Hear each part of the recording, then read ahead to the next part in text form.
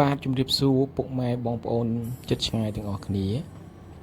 តើក្នុងឱកាសចូលឆ្នាំខាងមុខនេះតើបងប្អូនមានគម្រោងទៅកំសាន្តនៅកន្លែងណាដែរបាទ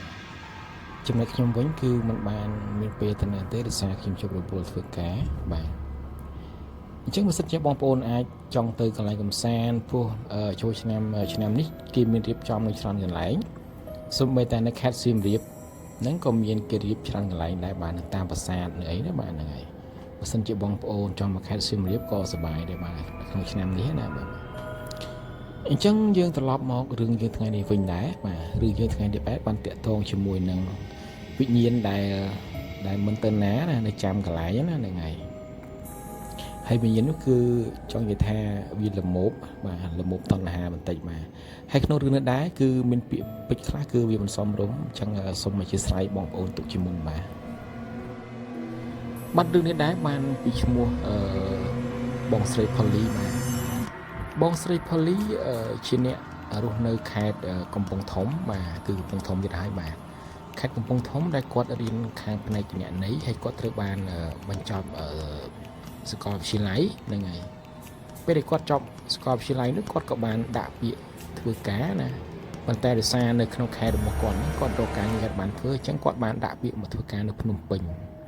ហើយអញ្ចឹងគាត់បានដាក់ពាក្យពី3កន្លែងណាគាត់ដាក់ខាងធនាគារផងខាង office ផងអញ្ចឹងណា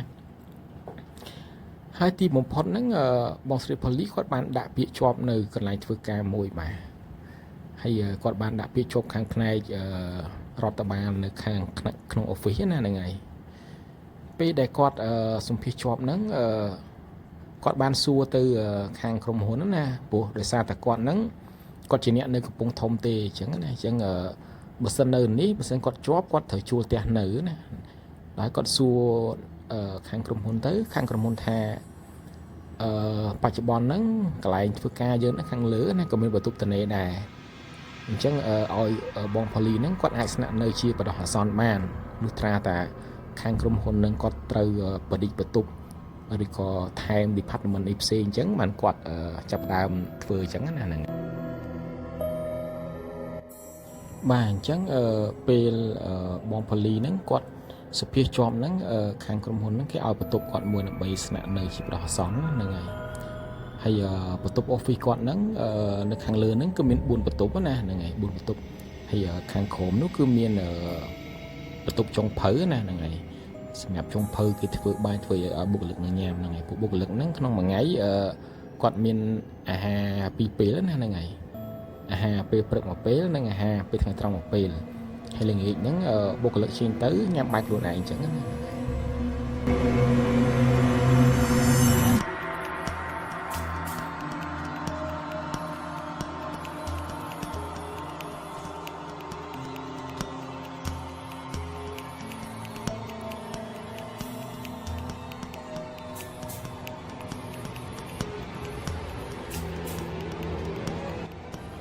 បងស្រីផលីគាត់បានបន្តទៀតថា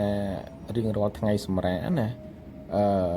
អ្នកធ្វើការទាំងអស់គ្នាហ្នឹងគាត់បានទៅផ្ទះគ្រប់គ្នាហ្នឹងហើយដោយសារតែពួកគេហ្នឹងគាត់មានផ្ទះនៅចិត្តគេអាចទៅបានណាលើកលែងតែគាត់មួយដែលគាត់ផ្ទះគាត់នៅតាមខេត្តអញ្ចឹងគាត់អត់អាចទៅបានទេហ្នឹងហើយអញ្ចឹងគាត់ត្រូវស្នាក់នៅលើបន្ទប់នៅកន្លែងធ្វើការហ្នឹង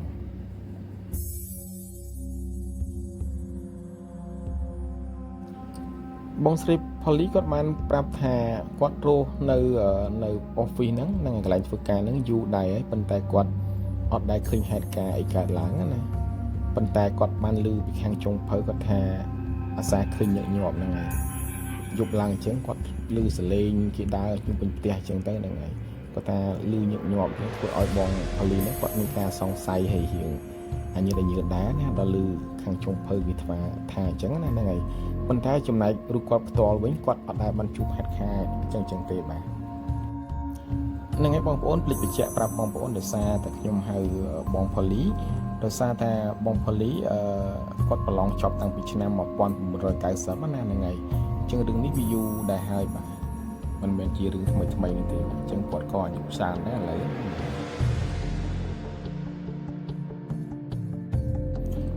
អញ្ចឹងបងផលីគាត់បានបន្តប្រាប់ទៀតថាគាត់មិនមែនថាមកភ្នំពេញនេះគាត់មិនមានស្គាល់អ្នកណាសោះនោះទេបាទគាត់ក៏មានមិត្តភ័ក្តិគាត់មួយចំនួនដែលមកធ្វើការភ្នំ វិញណាហ្នឹងហើយប៉ុន្តែគាត់ណាគាត់បានធ្វើការជុំគ្នាអញ្ចឹងណាម្នាក់នេះគាត់នៅប្លុកនោះអ្នកមួយទៀតនៅប្លុកផ្សេងគ្នាណាអញ្ចឹងពេលទំនេរពេលខ្លះហ្នឹងក៏គាត់ណាត់ជួបគ្នាដើរលេងនៅខ្លះដែរ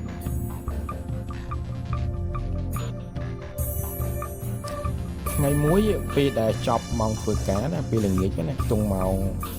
6បាទម៉ោង6ហ្នឹងហើយ5 6ហ្នឹងគាត់ថាមានមិត្តភក្តិគាត់ម្នាក់ហ្នឹងគាត់ឈៀងមកលេងគាត់បាទឈៀងមកលេងគាត់ហើយក៏ពពោះគាត់ទៅញ៉ាំអីខាងក្រៅណាហ្នឹងហើយទៅញ៉ាំអីខាងក្រៅ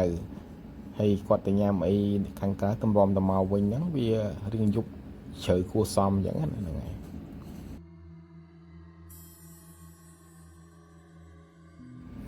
អញ្ចឹងដោយសារតែយប់រៀង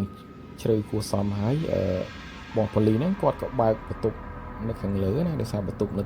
ខាងលើហ្នឹងមានបន្ទប់ទនេ2ទៀតហ្នឹងហើយអញ្ចឹងគាត់ក៏បើកបន្ទប់មួយដែរនៅជាប់បន្ទប់ទឹកណាឲ្យមិត្តភក្តិគាត់សម្រាកនៅបានមួយយប់អញ្ចឹងណាហ្នឹង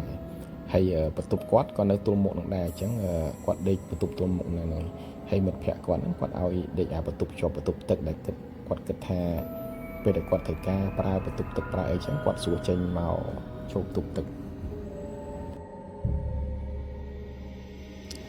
តាមធម្មតារបស់បងប៉ូលីសណាគាត់ថាការស្នាក់នៅរបស់គាត់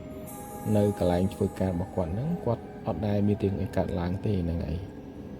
ប៉ុន្តែហេតុការណ៍ដែលនឹកស្មានមិនដល់ណាត្រឡប់ជាកើតឡើងលើមិត្តភ័ក្តិរបស់គាត់ទៅវិញមកគាត់ថាមិត្តភ័ក្តិគាត់បានប្រាប់គាត់ថាបន្ទាប់ពីជួបរឿងហើយណានាងបានត្រៀមខ្លួនគេងបាទហើយក៏គាត់មានអារម្មណ៍ថាដូចជាមានមនុស្សណាមានមនុស្សតាមសម្លឹងមួយគាត់រហូតប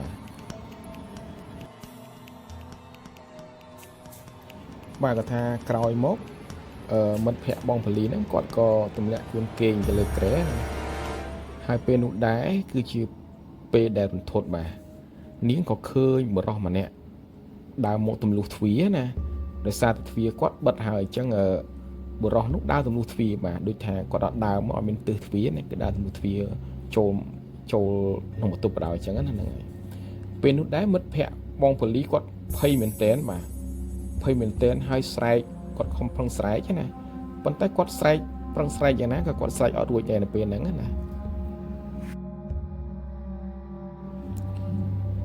មិត្តភ័ក្តិបងប៉ូលីសគាត់បានបន្តទៀតថាសុំបីតែកម្រើកខ្លួនណាកម្រើកខ្លួនក៏កម្រើកវាអត់រួចដែរហ្នឹងហើយគាត់ថាបរិសម្នាក់នោះបានដើរមកដល់គ្រែរបស់គាត់គេណាគណៈពេលដែលមិត្តភ័ក្តិបងប៉ូលីសហ្នឹងកំពុងដេកផ្ងាហ្នឹងគាត់ដេកផ្ងាហ្នឹងហើយដោយសារគាត់រើមិនរួចអញ្ចឹងគាត់ចង់ប្រែតាណាក៏ប្រែអត់កើតដែរហ្នឹងហើយបរិសម្នាក់នោះបានមកអង្គុយក្បែរគាត់បាទរួចហើយយកដៃរបស់គាត់ហ្នឹងលូកចាប់ក្បាលពោះរបស់មិត្តភ័ក្តិបងប៉ូលីសណាកន្លែងនេះណាវារៀងអត់សឹកព្រោះបន្តិចបាទហ្នឹងហើយនាងបានព្យាយាមកម្រើកខ្លួនគេចចេញពីបរិសម្នាក់នោះដែរប៉ុន្តែគាត់ធ្វើអត់បានដោយសារតែខ្លួនប្រាណគាត់គាំងអស់អញ្ចឹងណាជាងគាត់បានត្រឹមតែបើកភ្នែកមើលប៉ុន្តែគាត់ធ្វើអត់កើតស្រែកក៏ស្រែកមិនចេញណាហ្នឹងហើយ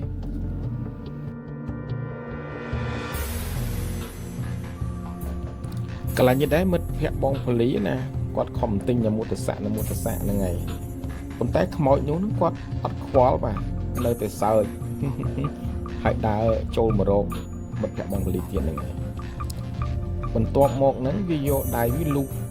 ចូលទៅក្នុងអាវរបស់មិត្តភ័ក្តិបងប៉ូលីសណាទាំងខំក្បាលពោះផងទាំងយកដៃផង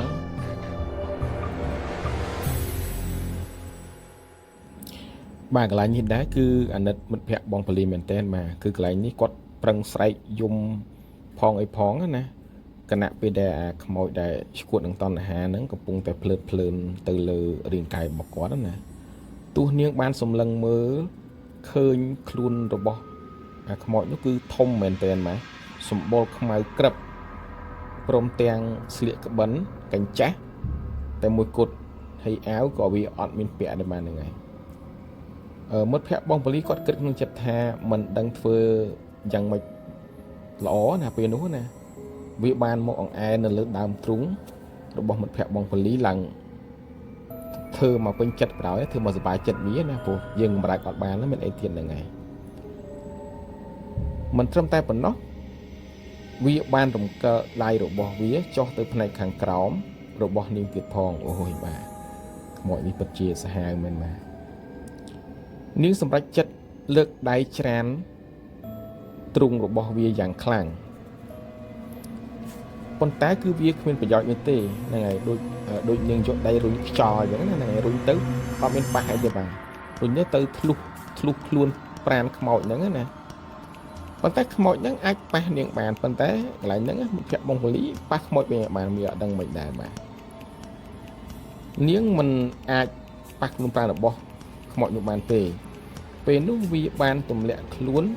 ទ្រុបទៅលើរូបរាងកាយរបស់មិត្តភក្តិបងពលីណា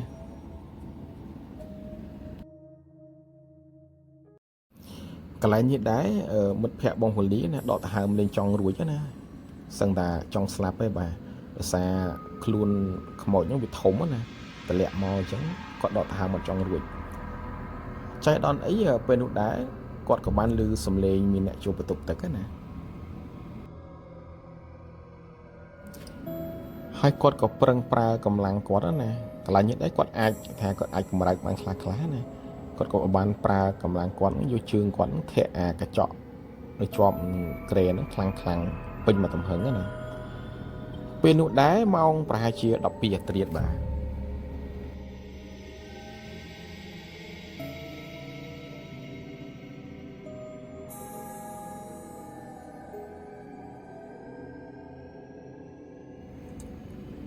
បងពលីក៏ថាពេលនោះដែរគឺគាត់ឈឺពោះណាគាត់មានអារម្មណ៍ឈឺពោះហើយគាត់ក៏បានចូលបន្ទប់ទឹកហើយក៏គាត់បានឮសំឡេងធាក់ឮសូរខ្លាំងណាគាត់ក៏បារម្ភពីមិត្តភក្តិរបស់គាត់ថាមានបញ្ហាអីនៅក្នុងបន្ទប់ហ្នឹងគាត់ក៏បានមកគោះទ្វារហៅតិចពេលដែលបានឮសំឡេងបងពលីគាត់ហៅអាខ្មោចហ្នឹងក៏វាឮសូរសំឡេងហៅវាក៏បាត់ខ្លួនបាត់ហ្នឹងនេះណាហ្នឹងហើយពេលដែលមិត្តភក្តិបងពលីបានរួចខ្លួននាងក៏ស្ទុះមកបើកទ្វារយ៉ាងបញ្ញាប់បាទហើយក្នុងចង់និយាយថាក្នុងរូបភាពដែលភ័យខ្លាចណាហ្នឹងហើយភ័យខ្លាចនិយាយទៅតានិយាយអត់ចង់ចាញ់ណាហ្នឹងហើយហើយប្រាប់រឿងរ៉ាវនេះដល់បងពលីហ្នឹងហើយមិត្តភក្តិបងពលីបានប្រាប់ថាតាំងពីកើតពីពោះម៉ែរបស់គាត់មកគាត់មិនដែលជួបហេតុការណ៍អីដែលឈួតបែបនេះទេបាទមិនដឹងថាអាខ្មោចដែលវាលមប់កាមនេះវាងាប់ទៅវាមានបញ្ហាឬក៏ដិតដាមរឿងកាមមកគុណណាខ្លាំងណាបើសិនមានតែខ្មោចម៉ាក់នេះច្រើនប្រហែលជាស្រីកមុំនោះនឹងជាពោះធំអត់ដីហើយមិនដឹងជាមូលហេតុថាពោះធម្មសាស្ត្រអីណាហ្នឹង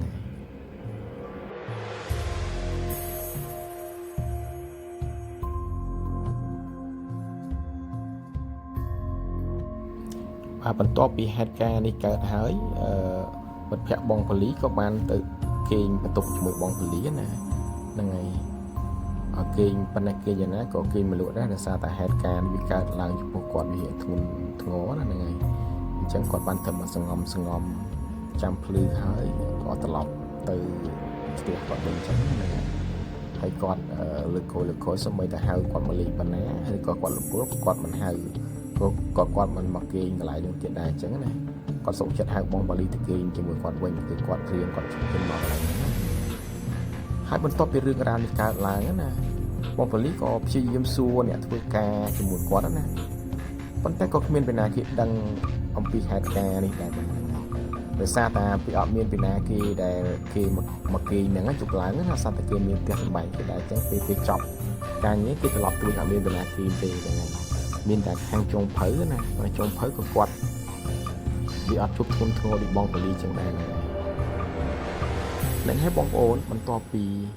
ស្ដាប់រឿងរ៉ាវដែលតាក់ទងជាមួយខ្មោចដែលលមប់កាមនេះតើបងប្អូនយល់យ៉ាងណាដែរបាទអញ្ចឹងរឿងរ៉ាវតាក់ទងជាមួយវិញ្ញាណបិសាចគឺมันទាមទារឲ្យបងប្អូន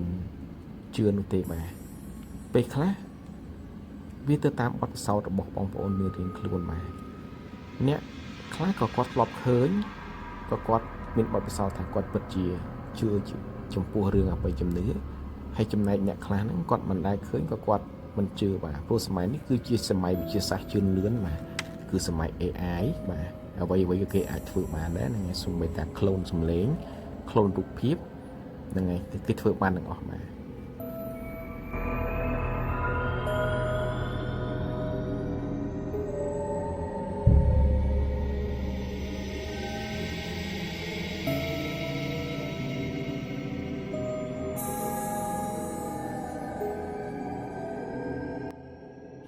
ជាចុងបញ្ចប់គ្មានអ្វីក្រៅពីពាក្យអរគុណចំពោះបងប្អូនពុកម៉ែ